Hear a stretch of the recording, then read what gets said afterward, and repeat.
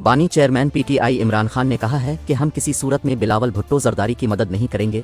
कमरा अदालत में केस की समाअत के बाद सहाफ़ियों से गैर रस्मी गुफ्तगू करते हुए साबिक वज़ीर आज़म और बानी चेयरमैन पीटीआई इमरान खान ने कहा कि ये ओपन ट्रायल नहीं है, मीडिया के दोस्तों को पीछे बिठा दिया गया है। उन्होंने कहा कि इस्टेब्लिशमेंट की वजह से कहता हूं कि सारा कंट्रोल उनके पास है, बात इससे करनी चाहिए जिसके पास पावर भी हो। मैं पहले दिन से कह रहा हूं कि साफ शफाफ इंतखाबात करवाएं, अवाम जिसको चाहे इसको लाना चाहिए। इंजीनियरिंग ने मुल्क को बहुत नुकसान पहुंचाया, हमारे लोगों को अब भी पकड़ा जा रहा है।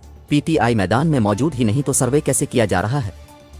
इमरान खान का मजीद कहना था कि हालात अब ये बन चुके हैं कि पीटीआई को कंट्रोल करना उनके लिए मुश्किल है। बाय इलेक्शन में भी इस्टेब्लिशमेंट और इलेक्शन कमीशन ने उनकी मदद की थी। सारी पार्टीज एक हो चुकी हैं, फिर भी पीटीआई को कंट्रोल करना मुश्किल है। हमारी कॉर्नर मीटिंग होती है तो पुलिस छापे मारना शुरू हो जाते हैं।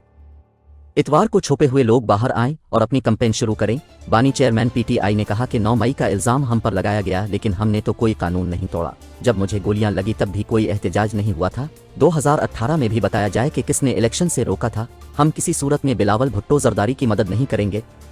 वो मदद मांग रहा है तो उनसे मांगे जिनसे मिलकर 16 माह हुकूमत की। ये आज एक दूसरे के मुखालिफ हो चुके हैं, लेकिन ये अंदर से एक ही हैं। कबल अजीम 190 मिलियन पाउंड्स करप्शन केस की समाअत के दौरान जज से मुकालमा करते हुए चेयरमैन पीटीआई ने कहा कि ये सारा ड्रामा 8 फरवरी के लिए किया जा रहा है।